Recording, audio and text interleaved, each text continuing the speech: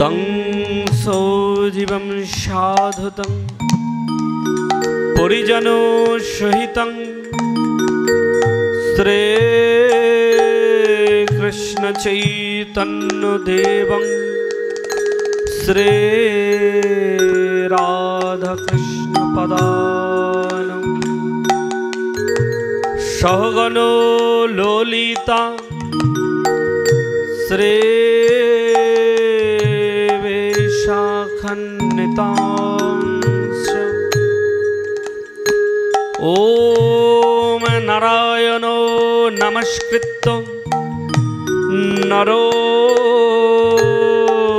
चैव नरोत्तमं देवीं सरस्वतीं व्यासं ततो जयमुदीरयेत् मूकं करोति वाचालं पुङ्गुं लङ्घयति गिरिं यत्कृपातमहं वन्दे परमानन्दमाधवम्। आ कृष्ण करुणा सिन्धु दीनबन्धु जगत्पते गोपेश गोपिकाकान्त राधाकान्त नमस्तुते। ॐ तप्तकाञ्चन गौराङ्गी राधे वृन्दावनेश्वरी विश्वानुसुते देवी तं नमामि हरिप्रियं। नामखण्डो मण्डलाकारं व्यक्तं जैन चरचरं तत्पादं दर्शितं जैन तस्मै श्री गुरवे नमः। ॐ गुरु ब्रह्मा गुरु विष्णु गुरु देवो महेश्वर गुरुरेव परमो ब्रह्म तस्मै श्री गुरवे नमः। जय रूप सनातन भट्ट रघुनाथ श्रीजीव गोपाल भट्ट दास रघुनाथ এই ছয় গোসাইকে করি আমার চরণ বন্ধন যা হইতে বিঘ্ন নাশ আমার অভীষ্ট পূরণ। এই ছয় গোসাই যার মুই তার দাস যাহার চরণে রেণু মোর পদ্মাসনিবাস। আপনারা এখন দেখছেন সনাতন মিডিয়া। উপস্থিত সাধুগুরু বৈষ্ণব ও আমার প্রাণ প্রিয় গৌর ভক্তবৃন্দ, আপনাদের রাতুল চরণে রহিল আমার কোটি কোটি প্রণাম। আমার ভাগবতীয় গুরু, আমার দীক্ষা গুরু, আমার শিক্ষা গুরু শ্রী শ্রীমৎ 108 সদানন্দ দাস বাবাজির ঠাকুরের চরণে রহিল আমার কোটি কোটি প্রণাম।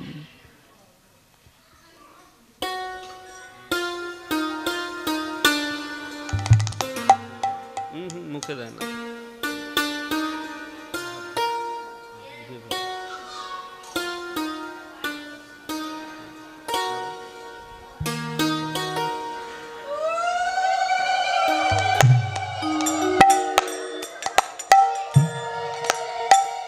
রাধে রাধে। জয় নেতাই, নেতাই গৌর হরিবল। অখিল ব্রহ্মাণ্ড নায়ক জগৎ অধিপতি নন্দের নন্দ ব্রজেন্দ্র নন্দন ভগবান শ্রীকৃষ্ণের অশেষ অনুকম্পায়, অশেষ কৃপায় আমরা সকল রাজরের কুণ্ডুপাড়া নিবাসী মহামানব গণেশ পাগলের এই রাজর কুণ্ডুপাড়ায় মহামানবের যে বিগ্রহ প্রতিষ্ঠিত হয়েছিল, কালকে তার 1 বছর পূর্ণতিথি উদযাপন উপলক্ষ করে আমার পরম প্রিয় শিষ্য শ্রী রতন কুণ্ডু এই দিবসই উপলক্ষ করে, বাৎসরিক তিথি উপলক্ষ করে, মন্দির প্রতিষ্ঠার, বিগ্রহ প্রতিষ্ঠার তিথি উপলক্ষ করে ভাগবতীয় কথার আয়োজন করেছে। শুধু সে নয়, এই মন্দিরের সার্বিক সহযোগিতায়, তত্ত্বাবধানে যে সকল ভক্তবৃন্দ কমিটি রয়েছে, সবার উদ্যোগেই এই অনুষ্ঠানের সুন্দরভাবে আয়োজন করা হয়েছে। যে সকল ভক্তমণ্ডলী দূর দূরান্ত থেকে এসেছেন, তাদের রাতুল চরণে রহিল আমার কোটি কোটি প্রণাম।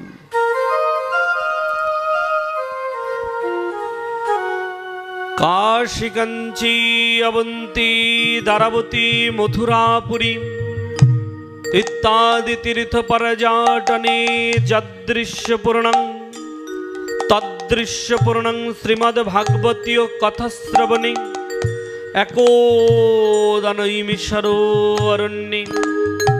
গত বিস্তৃতপূর্ণে সকল জনগণমান্যে ভীগনন্দন সনকাদি সহস্র ঋষিগণ শ্রোতা শ্রীনন্দচরণ আশ্রিত পরম কারণিক সুতমণি সুখদেব গোস্বামী প্রভুপাদ বক্তা একোদা ব্রহ্ম শাপ গৃহস্থ সদা হৃদয়স্থ গঙ্গা তীরস্থ মহারাজ ধীরাজ পরীক্ষিত মহারাজ শ্রোতা,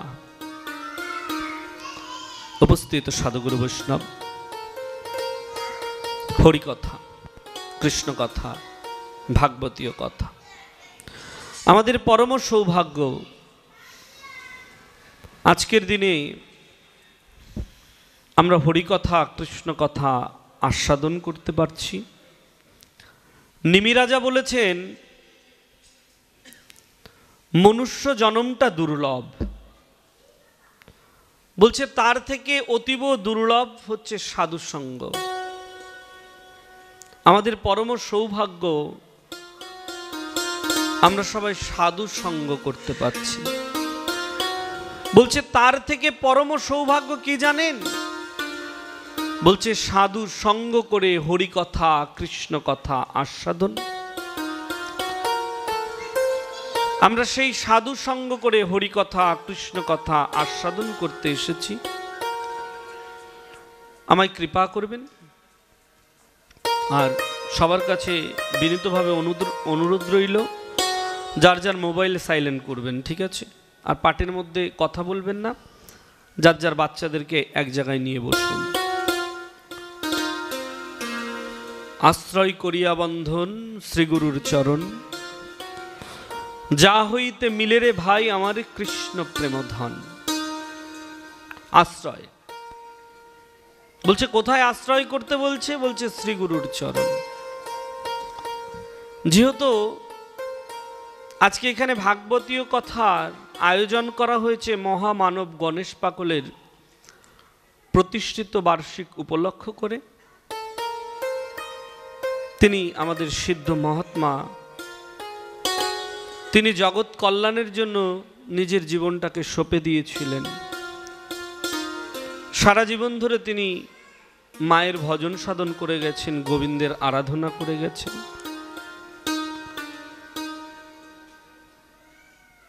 তো এই কলির যুগের যে সকল ভক্ত রয়েছে, যারা কৃষ্ণ ভক্ত, কালী ভক্ত, শিব ভক্ত, যে সকল ভক্তরাই রয়েছেন না কেন, তারা সবাই আমরা তাকে ভজন করি, তাকে শ্রদ্ধা করি, ভাজন করি। আমাদের মনের যত অভিলাষ আছে, ইচ্ছা আছে, অনেক ভক্তরা সেই পাগলের কাছে অর্পণ করেন যে পাগল, তুমি আমার মনের ইচ্ছাটা পূর্ণ করো। তো মহামানব পাগল এতটা করুণাময়, এতটা কৃপাময়, তিনি ভক্তদের সেই মনোবাসনা পূর্ণ করেন। তো আজকে তারই তিথি, অর্থাৎ এই মন্দিরে তার বিগ্রহ প্রতিষ্ঠিত তিথি উপলক্ষ করে এই আয়োজন। তো প্রত্যেকটা জীবের তো আমাদের এক একটা বাসনা রয়েছে, তাই না? আমরা সবাই কিন্তু কেউ না কেউ কোনো না কোনো বাসনা করি। কিরকম বাসনা? গোবিন্দ আমাকে এটা করে দিও, গোবিন্দ আমাকে ওটা করে দিও। নানা জীবের নানা রকম বাসনা থাকে, নানা জীবের নানা রকম ইচ্ছা থাকে। তো বাবা, বাসনা করতে করতে, ইচ্ছা করতে করতে আমরা হয়তো জীবনের মূল্যবোধটাই ভুলে যাই। আমাদের কি করণীয়, আমাদেরকে কি করতে হবে, আমরা ভুলে যাই, করি না। এ জগতে অনেকে দেখবেন অর্থ সম্পদের মালিক হচ্ছে, টাকা পয়সা কিচ্ছু ছিল না, অনেক অর্থের মালিক হয়েছে, অনেক সম্পদের মালিক হয়েছে, বৈভবের মালিক হয়েছে, তারা অনেক সুখে রয়েছে, তারা অনেক আনন্দে রয়েছে, থাকে না?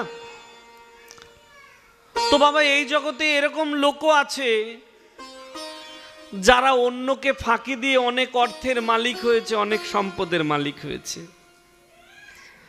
দেখবেন অর্থ সম্পদের মালিক হয়ে তারা নিজে নিজে মনে মনে আনন্দ করে, চিন্তা করে, আমি তো অনেক সুখে রয়েছে, আমার তো কোনো কষ্ট নাই, আমার তো কোনো দুঃখ নাই, আমার অর্থ রয়েছে, সম্পদ রয়েছে, অট্টালিকা রয়েছে, আমার আবার কিসের দুঃখ?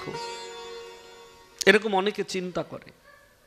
বাবা, তুমি জানো না, তুমি হয়তো সুখের জন্য ভাবছো গোবিন্দ তোমার মঙ্গল করেছে, কিন্তু গোবিন্দ যেদিন থেকে তার হিসাবটা শুরু করে দেবে, সেদিন তুমি আর ধরে রাখতে পারবে না কোনো কিছু। সুন্দর একটা দৃষ্টান্ত বলি। দুই বন্ধু ছিল, এক বন্ধু গরিব, আর এক বন্ধু বড়লোক। গরিব বন্ধু কারোর থেকে কিছু অর্থ সাহায্য সহযোগিতা নিয়ে একটা ব্যবসা প্রতিষ্ঠা খুলেছে, ব্যবসা করেছে। কিন্তু বাবা, ব্যবসা করতে করতে দেখা গেল কিছুদিন ব্যবসাটা চলতে চলতে ব্যবসাটা নষ্ট হয়ে গেল। যে চিন্তা করে ব্যবসাটা করার জন্য খুলেছিল, কিন্তু তার ব্যবসাটা ভালো হলো না, ব্যবসাটা নষ্ট হয়ে গেল। মনে মনে দুঃখ পেল, মনে মনে কষ্ট পেল। কেমন দুঃখ? যে এত অর্থ দিয়ে এত কষ্ট করে একটা ব্যবসা দিলাম, ব্যবসাটা নষ্ট হয়ে গেল, এখন কি করি? দুঃখের সময় তার মনে পড়েছে কি জানেন বাবা? ওই যে বড়লোক যে বন্ধুটা আছে, ধনী, সেই ধনী বন্ধুর কথা তার মনে পড়েছে। সঙ্গে সঙ্গে ধনী বন্ধুর কাছে ছুটে গেছে।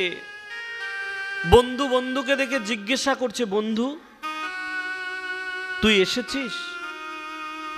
বলছে, জানিস বন্ধু, অনেক দুঃখ, তাই জন্য তোর কাছে এসেছি। বলছে, দুঃখ, তার জন্য আমার কাছে এসেছিস? বলছে, বাবা জানিস বন্ধু, আমি কিছু অর্থ দিয়ে, সম্পদ দিয়ে আমি একটা ব্যবসা খুলেছিলাম, আমার ব্যবসাটা নষ্ট হয়ে গেছে, তাই জন্য তোর কাছে এসেছি। তুই যদি আমাকে কিছু অর্থ সাহায্য করতি, তাহলে সেই অর্থ নিয়ে আমি আবার নতুন করে ব্যবসাটা শুরু করতাম। ভালো কথা। বড়লোক বন্ধু গরিব বন্ধুটাকে বাবা কিছু অর্থ দিয়ে দিয়েছে। বন্ধু এখন জিজ্ঞাসা করছে, বন্ধু তুই কাকে কাকে নিয়ে থাকিস? বলছে, বন্ধু আর বলিস না, আমার তো কেউ নাই, আমি একা একাই থাকি রে। তখন ধনী বন্ধু বলছে, তাহলে এক কাজ কর, আমার বাড়িতেও তো কেউ থাকে না, আমি একা একা থাকি, দুই বন্ধু এক জায়গায় থাকি। বলছে, উত্তম কথা। ধনী বন্ধুর বাড়িতে এসে রয়েছে, দেখতে দেখতে ব্যবসাটা ভালো হয়ে গেল। বন্ধুর থেকে যে অর্থ সাহায্য নিয়েছিল তার কিছুটা অর্থ জোগাড় করে বন্ধুকে দিতে যাবে। বন্ধু তখন বলছে, বন্ধুরে আমার এখন অর্থের প্রয়োজন নাই, তুই এই অর্থটাকে আবার ব্যবসায় খাটিয়ে দে। ওই বড়লোক ধনী বন্ধুটা ছিল না, সে কেমন করে ধনী হয়েছে জানেন? সে সৈনিক পদে রয়েছে। কি হয়েছে? দেশে একবার যুদ্ধ শুরু হয়ে গেছে, এমন যুদ্ধ শুরু হয়েছে সরকার থেকে তদারপ করেছে যে তোমাকে যেতে হবে, যুদ্ধক্ষেত্রে যেতে হবে। এখন সরকারের ডাক, সৈনিক তো যুদ্ধ করতে চলে গেল। দেশের মঙ্গলের জন্য, দেশের কল্যাণের জন্য যুদ্ধ করতে গেল। বাবা, যুদ্ধ করতে গিয়ে কি হয়েছে জানেন? বৈদেশিক শত্রুর হাতে গুলি বিধ্বস্ত হয়ে তার প্রাণটা চলে গেল। বন্ধু মারা গেছে, বাড়িতে খবর এসেছে বন্ধু মারা গেছে। বাবা, সংবাদটা পেয়ে জানেন, একটি বারের জন্য শোকাহত হলো না, একটি বারের জন্য দুঃখ প্রকাশ করলো না, বরঞ্চ মনে মনে আনন্দ পাচ্ছে। কেমন আনন্দ জানেন? বলছে ভালোই হয়েছে, বন্ধুর থেকে যে অর্থ নিয়েছিলাম আর অর্থটা তো দিতে হলো না। তার থেকে উত্তম হয়েছে কি জানেন? বলছে আমার তো ঘর বাড়ি কিছুই ছিল না, বন্ধুর ঘর বাড়ি অট্টালিকাটা আমার হয়ে গেল। মনে মনে আনন্দ করছে, বাহ, আমার কোনো কিছুর অভাব নাই, ভগবানকে ডাকারও প্রয়োজন নাই। অভাব নাই তো, ভগবানকে ডাকছে না। যথাসময়ে একটা মেয়ে দেখে সে বিবাহ করলো। বিবাহ করার পরে ঘরে তার কি হয়েছে জানেন বাবা? ঘরে একটা পুত্র সন্তানের জন্ম হয়েছে। বাবা, এ জগতে যদি কারোর ঘরে প্রথমে পুত্র সন্তান হয়, দেখবেন ওই পরিবারের সবার মনে মনে আনন্দ হয়। কেন? বলছে কিছু হোক আর না হোক, বংশে একটা প্রদীপ দেওয়ার লোক তো হয়েছে, বংশটা তো আমার রক্ষা করতে পারবে। কন্যা সন্তান হলে অনেকে আনন্দ পায় না, অনেকে আবার আনন্দও পায়।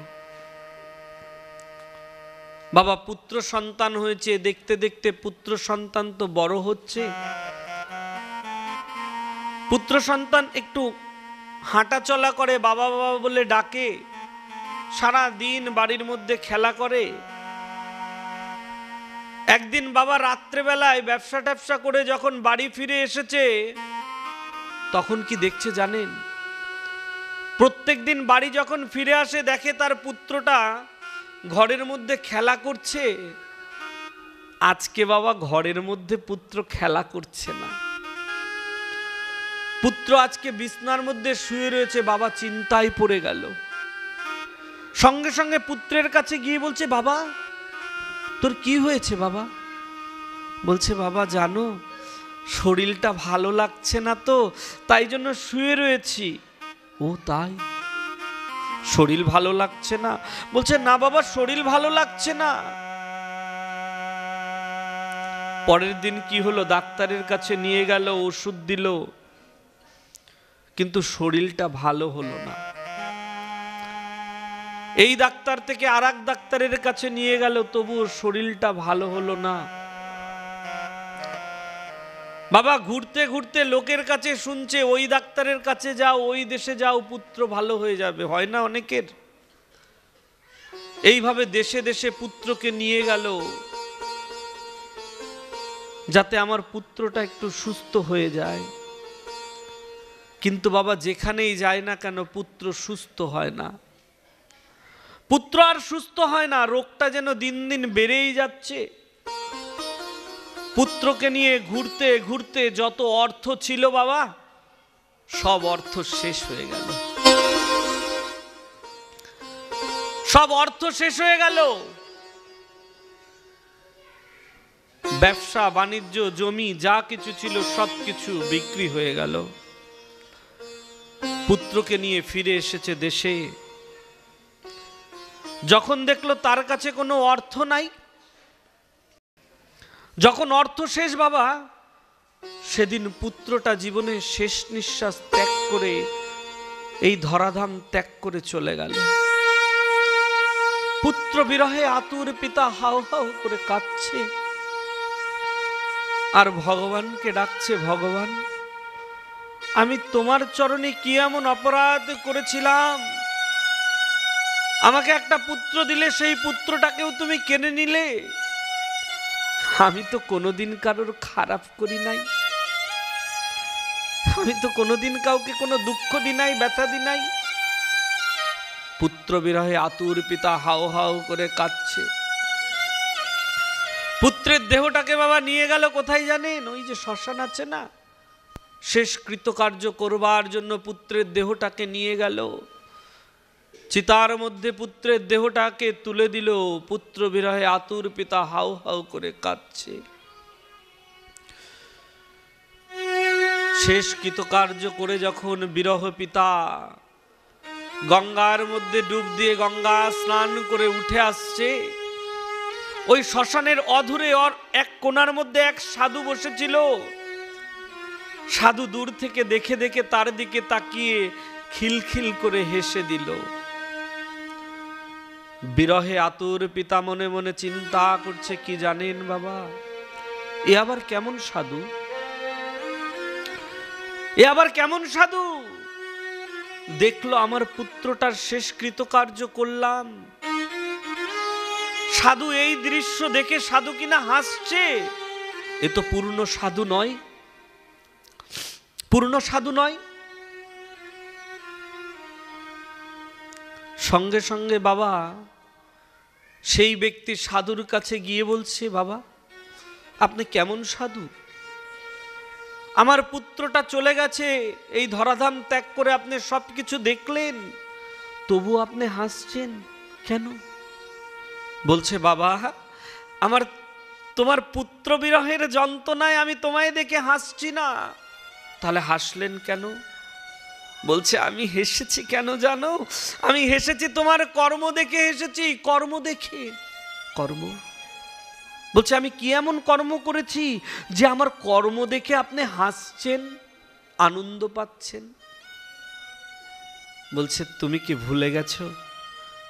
তুমি কি ভুলে গেছো সেই কথাগুলো, সেই দিনগুলো? বলছে, কোন দিন, কোন কথা? বলছে, তোমার অর্থ সম্পদ বৈভব কোনো কিছু ছিল একদিন? বলছে, না। তাহলে এত কিছু হলো কেমন করে? তোমার বন্ধু তোমাকে সাহায্য করেছিল তাই তো? বলছে, হ্যাঁ হ্যাঁ ঠিক বলেছেন। বলছে, তোমার বন্ধুর কি হয়েছিল? যুদ্ধে গিয়ে বন্ধুর প্রাণ চলে গেছিল তাই তো? বলছে, হ্যাঁ তাই তো। বলছে, এই সংবাদটা যখন তুমি পেয়েছিলে বন্ধু মারা গেছে, বন্ধুর মৃত্যুর সংবাদটা পেয়ে তুমি কি একবারের জন্য শোকাহত হয়েছিলে? বলছে, না শোকাহত হইনি। আনন্দ পেয়েছিলে তাই না? বলছে, হ্যাঁ বাবা আনন্দ পেয়েছিলাম, বন্ধুর অর্থ সম্পদ সব আমার হয়ে গেছিল, আনন্দ পেয়েছিলাম। বলছে, বাবা তুমি যেদিন আনন্দ পেয়েছিলে ওই দিন ভগবান তোমার কর্মটা সুন্দর করে লিখে দিয়েছিল। কেন জানো? তোমার ঘরে যে পুত্র সন্তান হয়েছিল না, যে পুত্রের জন্য তুমি হাউ হাউ করে কাঁদছো, ওটা তোমার প্রকৃত পুত্র নয়। ওই পুত্র আগের জন্মে কে ছিল জানো? বলছে, আগের জন্মে কে ছিল? বলছে, তোমার পুত্র আগের জন্মে তোমার ওই মিত্র বন্ধু ছিল। তোমার বন্ধু তোমার ঘরে পুত্র রূপে ফিরে এসেছে। ওই বন্ধু তোমাকে বিনিময়ে যা দিয়েছিল, তোমার পুত্র রূপে তোমার ঘরে ফিরে এসে তোমার থেকে আবার সব কিছু কেড়ে নিয়ে চলে গেছে। নিতাই গৌর হরি বল। বাবা এ জগতে আমরা শোক করছি, দুঃখ করছি, আনন্দ করছি তাই না? একবারের জন্য চিন্তা করি না আমাদের কর্মটা কেমন হচ্ছে। আমরা একবারের জন্য চিন্তন করি না আমাদেরকে কি করা উচিত। গোবিন্দের পাদপদ্মে শরণ নিলাম না, ধ্যান করলাম না, আরাধনা করলাম না, সাধনা করলাম না, ভজনা করলাম না। জানেন বাবা সিদ্ধ চৈতন্য দাস বাবা বলে একজন ছিলেন। সিদ্ধ চৈতন্য দাস বাবা, তার মা বাবা সংকল্প করেছিল, তাদেরও কোনো পুত্র সন্তান ছিল না, তো গৌরের কাছে সংকল্প করেছিল শ্রীহট্টে গিয়ে। এই যে সিলেট আছে না, ওই সিলেটে মহাপ্রভুর মন্দির রয়েছে, শ্রীহট্টে গিয়ে মহাপ্রভুর কাছে মিনতি করেছিল, প্রভু প্রভু তুমি কৃপা করে আমাকে একটা পুত্র সন্তানের জন্ম দিও প্রভু। যদি তুমি আমাকে একটা পুত্র সন্তান দাও, আমার পুত্রকে তোমার সেবায় নিয়োজিত করে দেব। গোবিন্দ কৃপা করলেন, গৌর কৃপা করলেন, পুত্র সন্তান হলো। পুত্র সন্তান বড় হয়েছে, পুত্র সন্তানকে বোঝালো বাবা, চৈতন্য দাস বাবাকে বোঝালো, বাবা তুমি গৌরের সেবা করবার জন্য শ্রীহট্টে চলে যাও মহাপ্রভুর মন্দিরে। কিন্তু পুত্র গেলেন না, কর্মের মধ্যে নিয়োজিত হয়ে গেলেন, ঢাকায় এসে চাকরি করতে লাগলেন। প্রথম মাসে চাকরি করার পরে বাবা যে বেতন পেয়েছিল, বেতন পাওয়ার পরেই না মনটা চঞ্চল হয়ে গেল, তার বিভ্রান্তি হয়ে গেল। সঙ্গে সঙ্গে গ্রামের বাড়িতে ফিরে গেলেন, যারা পাড়া প্রতিবেশী রয়েছে তাদের কাছে গিয়ে জিজ্ঞাসা করলেন, আচ্ছা আমার মনটা চঞ্চল কেন, বিভ্রান্তিকর কেন, এই সংসার জগৎটা আমার ভালো লাগছে না। আমার বাবা মা কি কোনো সংকল্প করেছিল? প্রতিবেশীর কাছে শুনলো, হ্যাঁ সংকল্প করেছিল, তুমি গৌরের সেবায় নিয়োজিত হবে, গৌরের সেবা করবে, এই সংকল্প করেছিল। যখন শুনলো বাবা গৌরের সেবা করতে হবে, নিতাইয়ের সেবা করতে হবে, আর কাল বিলম্ব করলেন না, বৃন্দাবনের পথটা ধরে চলে গেলেন নবদ্বীপে ধামে। নবদ্বীপ ধামে গিয়ে মহাপ্রভুর মন্দিরে গিয়ে মহাপ্রভুর শ্রীবিগ্রহের সামনে দাঁড়িয়ে মহাপ্রভুকে দর্শন করছে। জানেন, মহাপ্রভুকে দর্শন করছে আর গৌরের কাছে কি বলছে জানেন? হে গৌর, হে গৌর, তুমি না আমায় বাল্যকাল হইতে অঙ্গীকার করিয়েছিলে, গৌর তুমি না আমায় বাল্যকাল হইতে অঙ্গীকার করেছিলে, গৌর তুমি না আমায় সংসার কূপ থেকে উদ্ধার করেছে, গৌর গৌর আমি তো চিরজীবনের জন্য তোমার কাছে বিকৃত হয়ে গেছি, গৌর আমার যে আর তোমাকে দেওয়ার মতো কিছু নাই, গৌর আমার যে আর তোমাকে দেওয়ার মতো কিছু নাই, গৌর আমি এখন কি করব, গৌর তুমি বলো না, গৌর আমি এখন কি করব, গৌর আমি কার চরণের দাস হয়ে সেবা করব, গৌর আমার যে তোমাকে দেওয়ার মতো আর কিছু নাই, আমি যে তোমার চরণে বিকৃত হয়ে গেছি, গৌর তুমি আমায় উদ্ধার করো, গৌর নিতাই তুমি আমায় করুণা করো।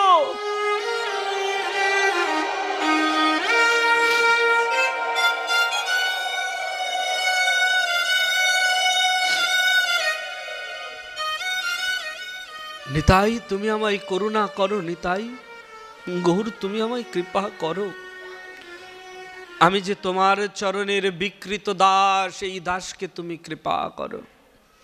মহাপ্রভুর ইঙ্গিতে বাবা কৃপা করলেন, শ্রী রাধারমন চরণ দাস বাবা তাকে আশ্রয় দিলেন, গুরুমন্ত্র দিলেন, সারা জীবনের জন্য গৌরের সেবায় নিজের জীবনটাকে উৎসর্গ করেছিল বাবা। আমরা তো ধন ঐশ্বর্য সম্পদের মধ্যে ডুবে রয়েছি, জীবনের বাঞ্ছিত কি চাওয়া, বাঞ্ছিত কি লক্ষ্য আমরা সেটাই জানি না বাবা। ধনমর নিত্যানন্দ পতিমর গৌরচন্দ্র অদ্বৈত কিবা আমার বল। এ জগতে আমরা প্রকৃত ধনটাকে মনে করছি এটাই আমাদের পূর্ণ ধন, তাই ভাবি না। কাগজের টাকাটাকে, সম্পদটাকে মনে করি এটা আমাদের পূর্ণ ধন, বলছে এটা পূর্ণ ধন নয়। কেন এটা পূর্ণ ধন নয়? বলছে যা কিছু অর্জন করেছে সব কিছু রেখেই তো চলে যেতে হবে, কিছু তো সঙ্গে করে নিয়ে যেতে পারবো না। তাহলে ধনটা কি? বলছে ধনমর নিত্যানন্দ পতিমর গৌরচন্দ্র। পতি স্ত্রী কার কাছে চাই জানেন? স্বামীর কাছে সবকিছু তাই চাই, তাই না? জীবনের যা যা যা কিছু প্রয়োজন স্ত্রী স্বামীর কাছে আবদার করে। তাই বলছি এই জগতের আমরা সবাই তো নারী, সবাই তো প্রকৃতি। যদি চাইতে হয় তাহলে প্রতিমর গৌর চন্দ্র, গৌর তুমি আমায় কৃপা করো গৌর, আমি যেন আমার বিষয় বৈভবটাকে দূর করতে পারি গৌর, আমি যেন তোমার সেবা করতে পারি। এই দৃষ্টান্ত নিয়েই তো আলোচনাটা শ্রীমদ্ ভাগবতের মধ্যে রয়েছে। শ্রীমদ্ ভাগবতের মধ্যে রয়েছে পরীক্ষিত মহারাজ সুখদেব গোস্বামীর কাছে প্রশ্ন করলেন, গুরুদেব শুনেছিলাম। কি শুনেছিলে? গুরুদেব আপনি তো বলেছিলেন মনু মহারাজের 2 জন পুত্র, প্রিয়ব্রত উত্থানপাদ। তো প্রিয়ব্রত মহারাজ তো ভজন করবার জন্য বনে চলে গেলেন, তিনি আবার সংসার জগতের মধ্যে কিভাবে ফিরে আসলেন? তিনি আবার সংসার জগতের মধ্যে কিভাবে ফিরে আসলেন একটিবার বলবেন? সুখদেব গোস্বামী পাদ বলতে আরম্ভ করলেন, বাবা ভালো করে মন দিয়ে শুনুন, মন দিয়ে শুনুন। শোনার বড় অভাব হয়ে গেছে বাবা, বড় অভাব। আমরা নিত্যদিন হরিকথা শ্রবণ করছি, হরিচরণে আশ্রয় নিচ্ছি, কিন্তু হরি কৃপাটা লাভ হলো না, গৌর কৃপাটা লাভ হলো না। এটা আমাদের বড় দুর্ভাগ্য। গৌরের সেবা করছি কিন্তু সেবার দিকে একবারের জন্য মন দিতে পারি নাই, একবারের জন্য মন দিতে পারি নাই। জানেন আমরা তো সবাই বিগ্রহ দর্শন করতে যাই না? বিগ্রহ দর্শন করতে যাই না? এই রাজর মন্দিরে রাধা গোবিন্দ প্রতিষ্ঠিত হয়েছে, অনেকেই তো দর্শন করতে আসেন, মন্দিরে এসে প্রণাম করে চলে যান। মন্দির থেকে বের হওয়ার পরে তাকে যদি জিজ্ঞাসা করা হয় যে রাধা কৃষ্ণকে আজকে কোন মালাটা পরানো হয়েছে একটু বলবে, আমার দৃঢ় বিশ্বাস ওই ব্যক্তি কোনোদিনও বলতে পারবে না রাধা কৃষ্ণকে এই মালাটা পরানো হয়েছে। সে কিন্তু বাড়ির থেকে বলে এসছে গোবিন্দ দর্শন করতে যাচ্ছি, কিন্তু মন্দিরে এসে গোবিন্দকে প্রণাম করেছে, দর্শন করে নাই।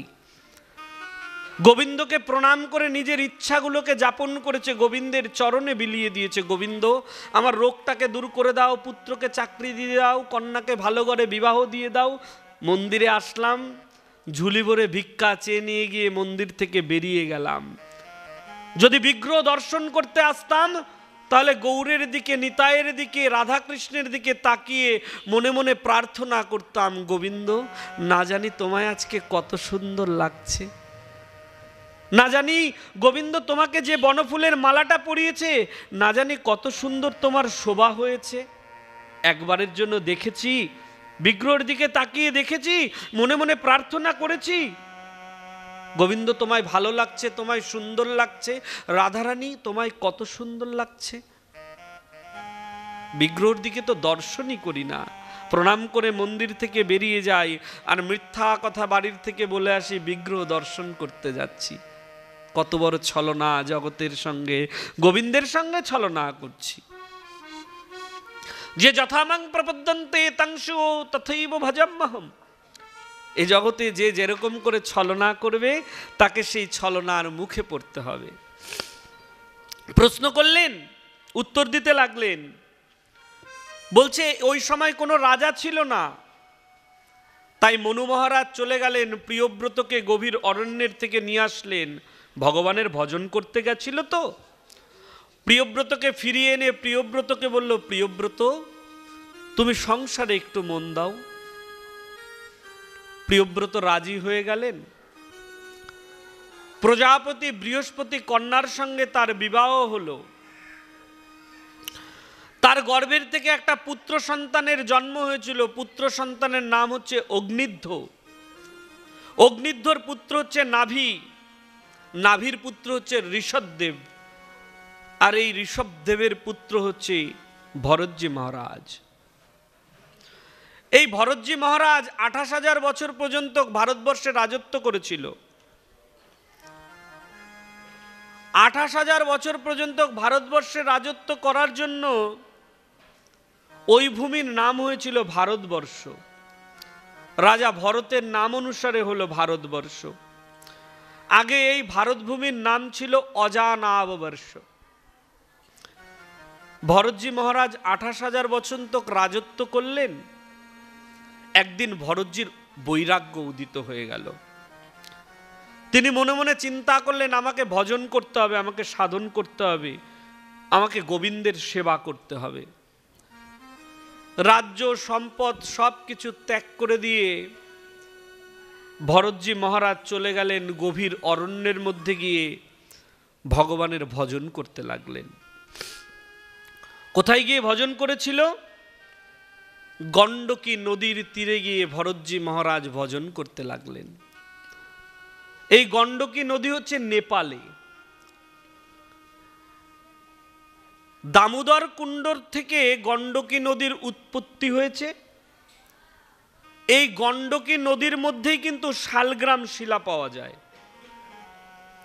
ওইখানের যারা বাসিন্দা রয়েছে তারা গণ্ডকী নদীর থেকে শালগ্রাম শিলাগুলোকে তুলে বিক্রি করেন। কিন্তু শালগ্রাম শিলা কোনো সময়ের জন্য কিনতে নাই, বিক্রিও করতে নাই, অপরাধ হয়ে যায়। এই শালগ্রাম শিলা ভজন করবে কারা?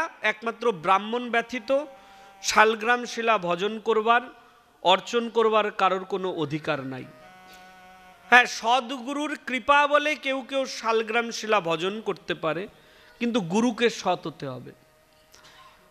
গুরু সৎ হলো, তাহলে শিষ্য সৎ হবে না? বলছে শিষ্যকেও নিষ্ঠা পরায়ণ হতে হবে, তাহলে সে শালগ্রাম শিলার ভজন করতে পারবে, সেবা করতে পারবে। নারীদের শালগ্রাম শিলা স্পর্শ করার অধিকার নেই। একদিন ভরতজি কি করলেন? গণ্ডকী নদীর মধ্যে নেমে স্নান করবে। স্নান করতে করতে ভরতজি দেখলেন একটা মৃগ অর্থাৎ হরিণ এসে ওই গণ্ডকী নদীর মধ্যে জল পান করছে। যখনই গণ্ডকী নদীর মধ্যে জল পান করছে হরিণটা, একটা সিংহ কি করলো? গর্জনা করে উঠল। সিংহের গর্জন শুনে হরিণীটা ভয় পেয়ে গেল। সিংহের গর্জন শুনে যখন ভয় পেয়েছে, সঙ্গে সঙ্গে ও জলের মধ্যে লাফ দিয়েছে। হরিণী লাফ দেবে তো দেবে, ওই নদীর মধ্যে একটা পাথর খণ্ড ছিল। হরিণটা গিয়ে পাথরের সঙ্গে গিয়ে ধাক্কা খেলো। যখনই ধাক্কা খেয়েছে, সঙ্গে সঙ্গে সে ওই নদীর মধ্যে গর্ভপাত করে দিয়েছে। মানে হরিণের পেট থেকে একটা হরিণীর জন্ম হয়েছে, নদীর মধ্যে জন্ম হয়েছে। জলের স্রোতে ওই হরিণের বাচ্চাটা ভেসে যাচ্ছে। ভরতজি সব কিছু তাকিয়ে তাকিয়ে দেখলেন। মনে মনে ভরতজির মনের মধ্যে ব্যথা শুরু হয়ে গেল। আহারে, এত সুন্দর ছোট্ট শাবক বাচ্চাটা জলের মধ্যে ভেসে যাচ্ছে। সঙ্গে সঙ্গে ভরত কি করলো? ওই হরিণের বাচ্চাটাকে জলের থেকে তুলে নিয়ে হরিণের সেবা যত্ন করতে লাগলো। বাচ্চা হরিণের। ভরতজি বনে কেন এসেছিল? ভগবানের ভজন করবে বলে। যেই ভরত বনে এসেছিল ভগবানের ভজন করবার জন্য, সেই ভরত বনে এসে ভগবানের ভজন না করে এখন ভরত কিসের ভজন করে? আগে ভরত বদন দিয়ে শুধু হরি হরি বলতো, আর হরিণের মোহে পড়ে গিয়ে এখন ভরতের বদন দিয়ে শুধু হরিণ হরিণ উচ্চারণ হয়। হরি হরি নাম হয় না, হরিণ হরিণ। একদিন কি হয়েছে? অনেক হরিণ এসেছে। ওই ছোট্ট বাচ্চা হরিণটা খেলতে খেলতে হরিণের দলের সঙ্গে চলে গেল। ভরতজি আশ্রমে ছিল না। আশ্রমে এসে দেখলো হরিণ কোথায়। সারা বনের মধ্যে খুঁজতে লাগলো, কোথায় গেল কোথায় গেল। কোনো জায়গা হরিণের বাচ্চাটাকে খুঁজে পেল না। হরিণের চিন্তায় ভরতজি তো খাওয়া স্নান সবকিছু বন্ধ করে দিয়েছে।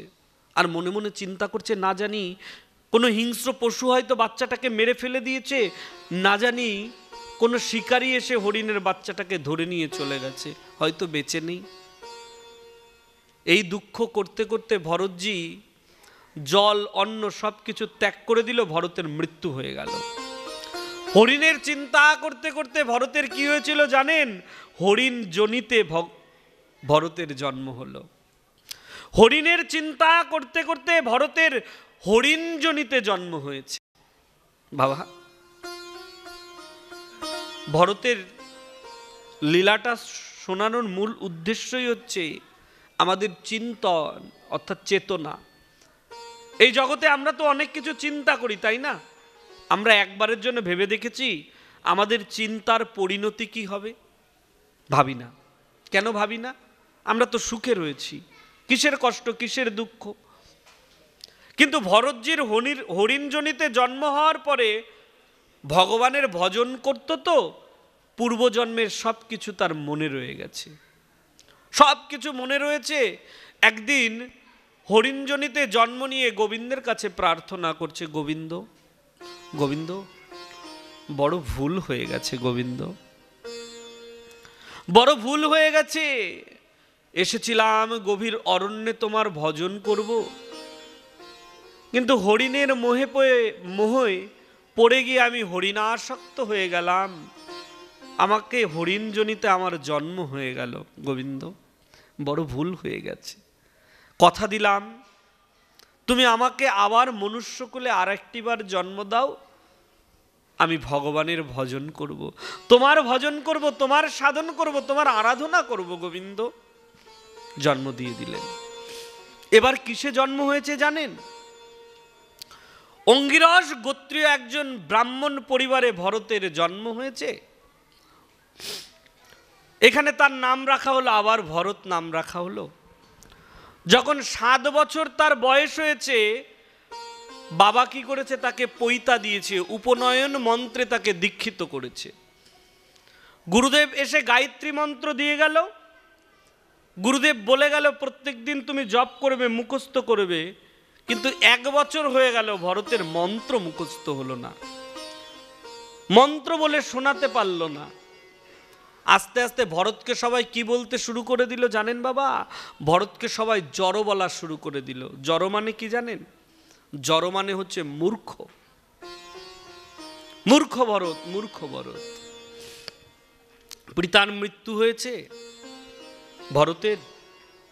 ভাইদের কাছে আস্তে আস্তে ভরত বোঝা হয়ে গেল। একদিন ভরত মনে মনে চিন্তা করছে, না, এই সংসারের মাঝে থেকে কি হবে? আমি যদি এই সংসারের মাঝে থাকি, আমি তো আবার সংসার মোহের মধ্যে পড়ে যাব। ভরত সব কিছু ত্যাগ করে দিয়ে গভীর অরণ্যের মধ্যে চলে গেলেন ভগবানের ভজন করবে বলে। বাবা, ভরত কি জড় ছিল, মূর্খ ছিল? বলছে না, না, সে বড় জ্ঞানী ছিল। তিনি জানতেন আমি যদি সংসার মোহের মধ্যে ডুবে যাই, আমি আবার সংসারের মধ্যে আসক্তির মধ্যে পড়ে যাব। তাই জন্য তিনি সংসার আসক্তির মধ্যে যাতে না পড়ে যায়, তার জন্য তিনি সবার কাছে জড়তা দেখাতেন, মূর্খতা দেখাতেন। তাই জন্য শাস্ত্রে বলছে, যেই জন কৃষ্ণ ভজে সেই বড় চতুর। যেই জন কৃষ্ণ ভজে বাবা, সেই বড় চতুর। চলে গেলেন গভীর অরণ্যের মধ্যে গিয়ে ভরতজি ভজন করছে। ওই জঙ্গলের মধ্যে, ওই অরণ্যের মধ্যে শূদ্রবংশীয় ডাকাত থাকতো। ওই ডাকাত সর্দার কি করতো? অমাবস্যার দিন রাত্রে মা ভদ্রকালীর সামনে নরবলি দিত। কেন? বলছে মাকে খুশি করবার জন্য।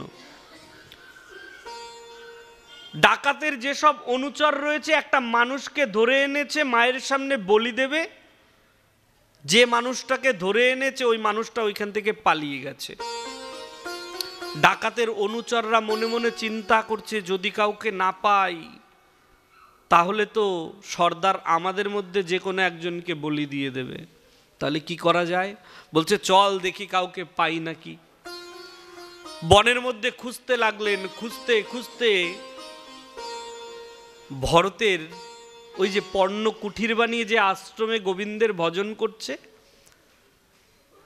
দর্শু অনুচররা ওই কুঠিরের মধ্যে গেল, দেখলো একজন ধ্যানস্ত্র রয়েছে। সঙ্গে সঙ্গে তাকে ওইখান থেকে ধরে নিয়ে মা ভদ্রকালীর সামনে নিয়ে আসলো। ভরতজিকে সুন্দর করে স্নান টান করিয়ে মালা তিলক পরিয়ে যখনই মা ভদ্রকালীর সামনে এনেছে বলি দেবে বলে, ভরতজি তাকিয়ে দেখছে সম্মুখে মা ভদ্রকালী আর জল্লাদ খড়গ হাতে নিয়ে দাঁড়িয়ে রয়েছে। সঙ্গে সঙ্গে ভরত কি করলো জানেন? মাকে স্মরণ করলো, মা তুমি আমায় উদ্ধার করো, মা তুমি আমায় উদ্ধার করো। যখনই মা ভদ্রকালীকে স্মরণ করেছে, সঙ্গে সঙ্গে মা ভদ্রকালী খড়গ হাতে নিয়ে ওইখানে ডাকাত যারা যারা ছিল, অনুচর যারা যারা ছিল, সবার মস্তক ছেদন করে দিল মা ভদ্রকালী। ভরতজি মনে মনে চিন্তা করলো, এরকম তো একবার নয়, এই মন্দিরে তো শুধু আমি একা আসিনি, এই দস্যু ডাকাতরা এর আগে বহু লোককে এনেছে। তাহলে মা কি সবাইকেই উদ্ধার করেছে? যদি সবাইকেই উদ্ধার করবে তাহলে তো এই ডাকাতদের থাকার কথা নয়। মনের মধ্যে সংকোচ কৌতূহল নিয়ে মায়ের কাছে প্রার্থনা করছে, মা তুমি আমার ডাকে কেন সাড়া দিলে? মা এর আগে তো অনেকে এসেছে, তাদের ডাকেও কি তুমি সাড়া দিয়েছো? মা ভদ্রকালী তখন কি বলছে জানেন? বলছে, না রে বাবা, এর আগে অনেকে এসেছে, সবাই আমাকে ডেকেছে, কিন্তু কারোর ডাকে সাড়া দিইনি। কেন? তাহলে আমার ডাকে সাড়া দিলে কেন? বাবা তোর ডাকে কেন সাড়া দিলাম জানিস? তুই তো নিরন্তন বদন দিয়ে গোবিন্দের নাম নিস, তুই তো গোবিন্দের ভক্ত। তাই বাবা তোর ডাক শুনে আমি আর থাকতে না পেরে তোর কাছে ছুটে এসেছি। ভরত বুঝে গেলেন, আজকে আমার প্রাণটা রক্ষা পেয়েছি কেন? আমি গোবিন্দ সেবা করি, আমি ভগবানের ভজন করি, তাই জন্যই মা আমাকে উদ্ধার করতে এসেছে। আমি যদি গোবিন্দের ভজন না করতাম, ভগবানের ভজন না করতাম, তাহলে মা ভদ্রকালী আমাকে উদ্ধার করতে আসতো না। তো বাবা এই জগতে যে যে গোবিন্দের ভজন করে, গৌরের ভজন করে, নিতাইয়ের ভজন করে, মা বাবা এই জগতে স্বয়ং মাও তাদেরকে উদ্ধার করতে আসে, জগৎজননী মাও তাদেরকে উদ্ধার করতে আসে। অনেকে তো বাবা এইভাবে বলেন যে গোবিন্দ ভজন করলে অন্যান্য দেবদেবীর সাধন ভজন কিছু করা যাবে না। না, এগুলো ভুল কথা বাবা, এগুলো ভুল কথা। কেন জানেন? বলছে যদি গৌরের ভজন করতে হয়, নিতাইয়ের ভজন করতে হয়, গোবিন্দ সেবা করতে হয়, তাহলে সাধুগুরু বৈষ্ণবের কৃপার প্রয়োজন আছে। বাবা বৈষ্ণব কে জানেন? স্বয়ম্ভু নারদ শম্ভু কুমার কৌপিল মুন। স্বয়ম্ভু নারদ কপিল দেবাদিদেব মহাদেব পিতামহ বিশ্ব বলি মহারাজ ধর্মরাজ, এরকম 12 জন বৈষ্ণব রয়েছে, আদিত্য রয়েছে। এই 12 জন বৈষ্ণবের মধ্যে বলছে সব থেকে ঊর্ধ্বের বৈষ্ণব হচ্ছে বৈষ্ণবানাং যথাশম্ভু। কেউ যদি শিবকে এড়িয়ে গিয়ে গোবিন্দের ভজন করে, গোবিন্দের আরাধনা করে, বলছে গোবিন্দ বলছে আমি তোমার ভজন সাধন মানি না। যে শিবের ভজন করেনি, যে শিবের আরাধনা করেনি, যে শিবকে মান্য করে না, গোবিন্দ তার সেবা গ্রহণ করে না। একটা কথা মনে রাখবেন, বৈষ্ণব বানাং যথাশম্ভু, দেবাদিদেব মহাদেব যদি পরম বৈষ্ণব হয়, বাবা আমার টাইটেল, অর্থাৎ দেখবেন যারা বিবাহ বন্ধনে আবদ্ধ হয়েছে অনেকের টাইটেল থাকে না, এখানে তো কুণ্ডুপাড়া, তাই না? তারা যখন বিবাহ করে তাদের ঘরে যখন স্ত্রী আসে, সেই স্ত্রীর নামও কিন্তু নামের সঙ্গে কুণ্ডটা যোগ হয়ে যায়, তাই না? তো আমি এটা বুঝি না, দেবাদিদেব মহাদেব যদি পরম বৈষ্ণব হয় তাহলে ভগবতী জগৎজননী মা কে? তিনি তো বৈষ্ণবী।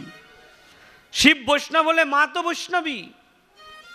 অনেকে বলেন যে মা কালী বলি দেওয়া হয়, মা সেই বলিটাকে গ্রহণ করেন। আজকে একটা কথা মনে রাখবেন, বলি কথার অর্থ হচ্ছে মুক্ত। বলি কথার অর্থ কি জানেন? বলি কথার অর্থ হচ্ছে মুক্ত। এই কামনা বাসনার জীব, আমরা কিছু জানি না, মায়ের কাছে একটা বাসনা করে দিলাম, মা তোমার কাছে বলি দেবো, তোমার কাছে এই দেব, কিনে নিয়ে গিয়ে মায়ের সামনে ওই প্রাণটাকে কেড়ে নিলাম। না, এরকম করে বলি দেওয়া যায় না। মায়ের কাছে বাসনা করা যায়, মা তোমার কাছে বলি দেব, ছাগল বলি দেব, মহিষ বলি দেব, যা কিছু বলি দেব, বাসনা করা যায়। সেটাকে বাজার থেকে কিনে এনে মায়ের মন্দিরে গিয়ে মায়ের কাছে উৎসর্গ করতে হয়। মা তোমার অবুঝ পুত্রটাকে, অবুঝ সন্তানটাকে, প্রাণীটাকে তোমার কাছে দিয়ে দিলাম, তুমি তাকে রক্ষা করো, দেখভাল করো। তাকে মুক্ত করে দিতে হয়, তাকে ছেড়ে দিতে হয়। আমরা কি করি? নৃশংসভাবে তার প্রাণটাকে কেড়ে নিই। ওটাকে বলি বলছে না, বলি কথার অর্থ হচ্ছে মুক্ত। জগৎ জননী ভদ্রকালী মা কোনোদিন ওইগুলো গ্রহণ করেন না বাবা, ওইগুলো কোনো কিছু গ্রহণ করেন না। শিব যদি বৈষ্ণব হয়, মা হচ্ছেন বৈষ্ণবী। তাহলে মা কালী কি সেবা করে জানেন? দেবাদিদেব মহাদেব কি সেবা করে জানেন? দেবাদিদেব মহাদেব নিত্যদিন গোবিন্দকে প্রসাদ দেন, ভোগ নিবেদন করেন। পঞ্চমুখে দেবাদিদেব মহাদেব গোবিন্দের গুণকথা বলেন, গুণগান করেন। গোবিন্দকে ভোগ দিয়ে প্রসাদ নিবেদন করার পরে দেবাদিদেব মহাদেব গোবিন্দের প্রসাদ গ্রহণ করে। গোবিন্দের প্রসাদ গ্রহণ করার পরে দেবাদিদেব মহাদেবের ওই থালার মধ্যে, পাতের মধ্যে যে উচ্ছিষ্ট প্রসাদ পড়ে থাকে, মা ভদ্রকালী জগৎ জননী মা ভগবতী দুর্গা দেবী দেবাদিদেব মহাদেবের কাছে গিয়ে ওই মহাদেবের পাতের মধ্যে, থালার মধ্যে যে উচ্ছিষ্ট প্রসাদ পড়ে থাকে, মা গিয়ে সেই প্রসাদটাকে গ্রহণ করে। এগুলো জানতে হবে, বুঝতে হবে। আমরা বুঝলাম না, জানলাম না, ভজন করতে লাগলাম, সাধন করতে লাগলাম। অনেককে দেখি মালা জপ করছে, ভজন করছে, তিলক করছে, কিন্তু সাধু গুরু বৈষ্ণব তাদেরকে সম্মান করছে না, মান দিচ্ছে না। বৈষ্ণব একটা কথা বলেছে, ব্রাহ্মণ একটা কথা বলেছে, তাদের সঙ্গে মুখে মুখে তর্ক করছে, বলছে আপনি জানেন না, উনি জানে। কেমন ভজন করলে, কেমন সাধন করলে বৈষ্ণবের তো মানই দিতে জানলে না, সম্মানই দিতে জানলে না। ভজন সাধন এত সহজ কথা নয় বাবা, ভজন সাধন এত সহজ কথা নয়। এই কলির যুগে আমরা তো সবাই ছলনার মোহে পড়ে যাচ্ছি। এখনো সচেতন হন, ধর্মটাকে রক্ষা করুন, ধর্মটাকে রক্ষা করুন। জানেন আজকে দেশের এত অকাল কেন হিন্দুদের? সব দোষ আমাদের। যখনই বৈষ্ণবের নিন্দা হয়েছে, যখনই ব্রাহ্মণের অপমান করা হয়েছে, মান লঙ্ঘন হয়েছে, তখনই কিন্তু গোবিন্দ তাদের কোনো না কোনো দিক দিয়ে দেখিয়ে দিয়েছে। আজকে দেশের এত অকাল, এটার পিছনে আমরা দায়ী। কেন দায়ী? আমরা নিজেরা ভজন করি না, নিজেরা সাধন করি না, বৈষ্ণবকে মান দিতে জানি না, ব্রাহ্মণকে সম্মান দিতে জানি না, ছলনা করছি সবার সঙ্গে। এক একভাবে এক একজন ছলনা করছে। অনেক কীর্তনিয়াদের দেখি যারা কীর্তন করছে, তারা কোনোদিন মালা করে না, তিলক করে না, তারা আসরে গিয়ে কত বড় বড়, কত সুন্দর করে তারা কথা বলছে। বিশেষ করে অষ্টকালী কীর্তন যারা করে, আমি ভারতবর্ষের কথাই বলছি, ইন্ডিয়ার কথাই বলছি, অনেক সরকার রয়েছে, আমি নাম নিতে চাই না, তারা দেখি আসরে উঠে কত সুন্দর করে বলছে গৌরের নাম করতে হবে, নিতাইয়ের নাম করতে হবে, মালা করতে হবে, তিলক করতে হবে। কিন্তু তাদেরকেই দেখি অন্য অনুষ্ঠানে গেছে, কোটটাই পরে তারা অনুষ্ঠানে চলে গেছে, না আছে তিলক, না আছে মালা, না আছে চন্দন। তাহলে আমাদের অকাল হবে না তো কাদের অকাল হবে? আমাদের ধ্বংস হবে না তো কাদের ধ্বংস হবে বলুন? বৈষ্ণবের মান নেই, বৈষ্ণবের সম্মান নেই। গুরুকেও পরীক্ষা করার প্রয়োজন আছে, একটা কথা মাথায় রেখে দেবেন। আমি তো দেখি আপনাদের মধ্যে অনেক রোগ রয়েছে, অনেক রোগ রয়েছে। যখনই শুনলাম নবদ্বীপ থেকে, বৃন্দাবনের থেকে এক বাবাজি এসেছে, এক বৈষ্ণব এসেছে, তার পিছনে পিছনে আপনারা ছুটতে লাগেন, দীক্ষা নেওয়া শুরু করে দিলেন।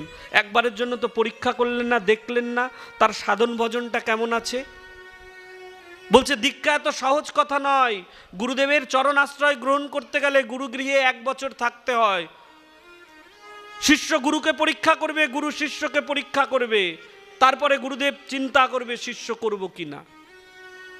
আর আপনারা দেখছেন বড় বড় মালা রয়েছে, তিলক রয়েছে, নবদ্বীপের বাবাজি, ব্যাস আমার সুনাম হয়ে যাবে, গিয়ে তার থেকে দীক্ষা নিয়ে নিলেন। নিন, ভালো কথা, ভজনশীল কথা, ভজন হবে, এটা ভজনের উদ্দেশ্য নয়। অনেককে দেখি তো ছলনা করছে। বাবাজি যারা সিদ্ধ মহাত্মা যোগী পুরুষ, তারা কোনোদিন মেয়েদের হাতের রান্না খায় না। একটা কথা মনে রাখবেন, মেয়েদের রন্ধন স্পর্শ করে না, মানে তারা গ্রহণ করে না।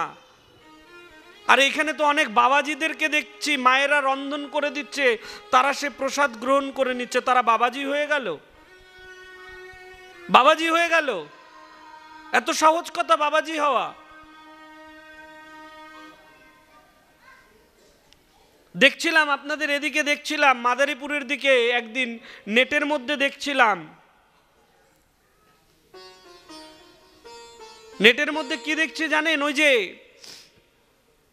ভগবানের গিরিগোবর্ধন তিথি উপলক্ষ করে অন্নকূটের উৎসব করে না, সেই উৎসবে ভোগ দিচ্ছে, ভোগ নিবেদন করছে। একজন বৈষ্ণবকে আমন্ত্রণ করেছে। আমি ফোন দিয়েছিলাম তাদেরকে, জিজ্ঞাসা করেছিলাম, বাবা যাকে দিয়ে ভোগটা নিবেদন করলেন সে কি বাবাজি? কপিন বেশ পরে রয়েছে। এই কপিন বেশ সবাই পড়তে পারে না গুরুদেব না দিয়ে গেলে। কপিন বেশ মানে বোঝেন কাকে বলা হচ্ছে? লুঙ্গির মতো আমরা ধুতি পরি না, ওটাকে বলা হয় কপনি বেশ। ওটা গুরুদেব দিয়ে দেয়। যদি কেউ বাবাজি না হয় তাহলে ওই বেশ নেওয়া যায় না, ওই পোশাক পরা যায় না, এগুলো জেনে রাখবেন। আপনারা জানলেন না, বুঝলেন না, একজনকে নিয়ে আসলেন, সেবা কাজের দায়িত্ব তাকে দিয়ে দিলেন। ধুতির নিচে আন্ডার প্যান্ট পরেছে, ওদিকে কপিন বেশ পরে রয়েছে। আন্ডার প্যান্ট পরলে কাছা দিয়ে ধুতি পরতে হয়, এগুলো জেনে রাখবেন। নিচে আন্ডার প্যান্ট পরলে কাছা দিয়ে ধুতি পরতে হয়। মাদারীপুরের দিকে দেখছি ওরকম কপিন বেশ পরে রয়েছে, তাকে দিয়ে ভোগ নিবেদন করছে। আমি জিজ্ঞাসা করেছিলাম, বাবা সে কি বাবাজি? আমাকে তার উত্তর দিচ্ছে না, বাবাজি না, সে একটা সময় বাবাজি হবে। আমি তখন তাকে প্রশ্ন করেছি, আচ্ছা উকিল না হলে কি উকিলের পোশাকটা পরা যায়? জজের সামনে গিয়ে দাঁড়ানো যায়? বলছে না, আগে উকিল হতে হবে, তারপরে পোশাক পরতে হবে। আগে তুমি বাবাজি হও, তারপরে বাবাজির বেশ ধারণ করো। আর আপনারা বুঝলেন না, জানলেন না, একজনকে দেখলেন বড় বড় তিলক, বড় বড় মালা পরে রয়েছে, সে কেমন ভজন করছে জানেন না, তাকে দিয়ে সেবা কাজ শুরু করিয়ে দিয়েছেন। এত সহজ কথা। ধ্বংস আমাদের হবে না তো কাদের হবে? আমাদের হবে না তো কাদের হবে বলুন? মুসলমানরা তো মসজিদে যাওয়ার সময় অজু ছাড়া মসজিদেই ঢোকে না, আর আমরা তো মন্দিরের মধ্যে জুতা পরে ঢুকে চলে যাই সায়েন্সার মতো। এত সহজ ভজনটা? এত সহজ নয়। ভজন করুন, বিচার করুন। ব্রহ্মচারী বাবাজি হতে গেলে মেয়েদের হাতের স্পর্শ খাওয়া যাবে না, পুরুষদের হাতে রন্ধন সেবা করতে হবে। এখন তো দেখছি অহরহর সেটা হয়ে যাচ্ছে, তাদেরকে বাবাজি পদ দিয়ে দিচ্ছে, ব্রহ্মচারী পদ দিয়ে দিচ্ছে। এত সহজ? সাধনা সিদ্ধি এগুলো প্রয়োজন আছে, এগুলো শুনুন। শুধু মালা করতে হবে, তিলক করতে হবে, এই করতে হবে, এই শুনে গেলেন। ভাগবত শুনুন। বলতাম না এরকম কথা, বলতে বাধ্য হই, এখন বলি। কমিটি হয়তো মনে মনে চিন্তা করছে, গোসাই এইভাবে বলছে, ওনাকে আনবো না। সমস্যা নেই, সমস্যা নেই। এখানে না আসলে হাজারো মন্দির রয়েছে, কিন্তু সত্য কথা বলতেই হবে। এই ব্যভিচারের মধ্যে আমরা পড়ে যাচ্ছি, কামনা বাসনার মধ্যে তো ডুবে যাচ্ছি। ওই যে ভরতজি যেরকম মৃগাসক্ত হয়ে মৃগ হয়ে জন্ম হয়েছে, তাহলে আমরা যদি বারবার কামনার মধ্যে, লোভের মধ্যে ডুবে যাই, না জানি আমাদের বেশ্যাজনিতে না জানি জন্ম হয়ে যায়। একবারের জন্য চিন্তা করুন বাবা, ভজন করুন, গোবিন্দের সেবা করুন। ভরতজি কি করলেন? বুঝে গেলেন যে আমি ভগবানের সেবা করি, তো তাই জন্য মা আমাকে উদ্ধার করতে এসেছে। ওই ভরতজি কি করেছে জানেন? একদিন গভীর অরণ্যের মধ্যে ভজন করছে, সিন্ধু সবের দেশের রাজা যাচ্ছে সৎসঙ্গ করবার জন্য। কিসে করে যাচ্ছে? পালকিতে করে যাচ্ছে। রাজাকে নিয়ে যাচ্ছে পালকিতে। পালকিতে কারা নেয়? যারা নেয় তাদেরকে বলা হয়েছে কাহার। 4 জন থাকে তো, তার মধ্যে একজনের শরীর খারাপ হয়ে গেছে। 3 জন মনে মনে চিন্তা করছে রাজাকে এখন কেমন করে নিই। হেঁটে হেঁটে তো রাজাকে নিয়ে যাওয়া যাবে না। পালকিটাকে নামিয়ে রাজার কাছে বলছে, রাজামশাই দেখি এই গভীর অরণ্যের মধ্যে কাউকে পাই কিনা। তারা খুঁজতে খুঁজতে চলে আসলেন ভরতের আশ্রমে।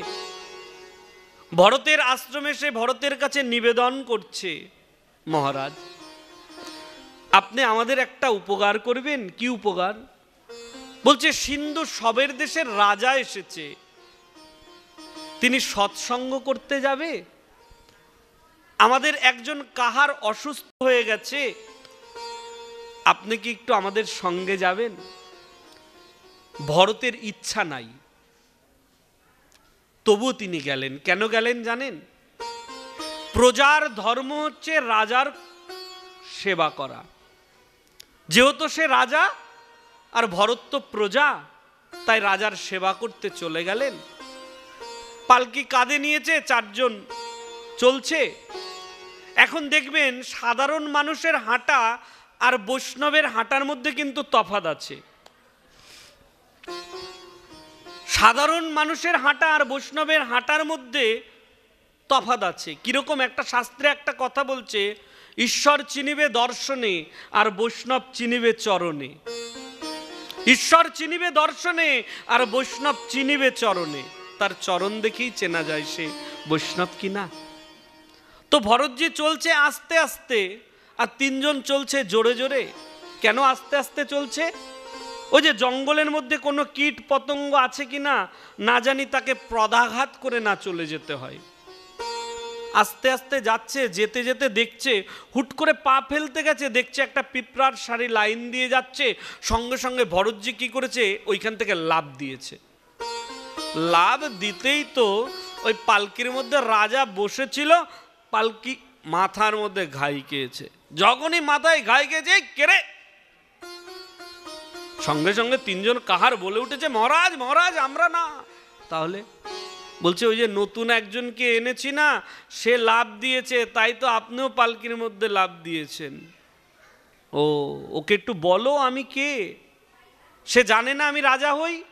বলছে মহারাজ হয়তো জানে না, আমি বলে দিচ্ছি আবার।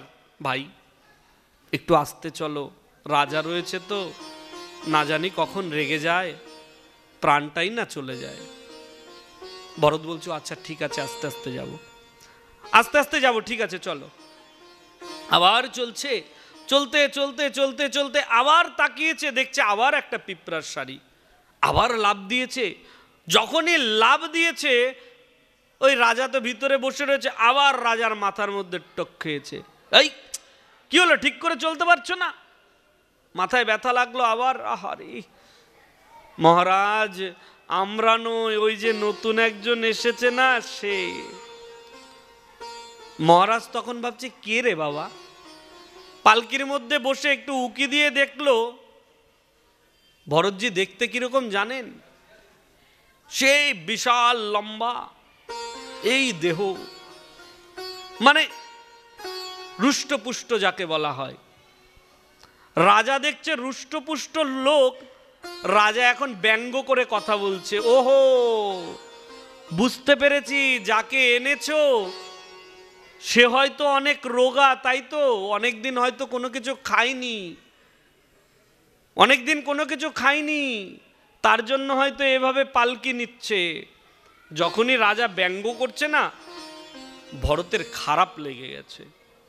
যখনই খারাপ লেগে গেছে, ভরত কি করেছে, সঙ্গে সঙ্গে পালকিটাকে নামিয়ে ভরতজি বলতে শুরু করে দিয়েছে। শ্রীমদ্ ভাগবতে উল্লেখ করছে, ত্রয়োধীতং ব্যক্তম অবিপ্রলব্ধম ভর্তু সমিসা যদি বীরভার গন্তরে যদি স্বাদধিগম মধ্বা।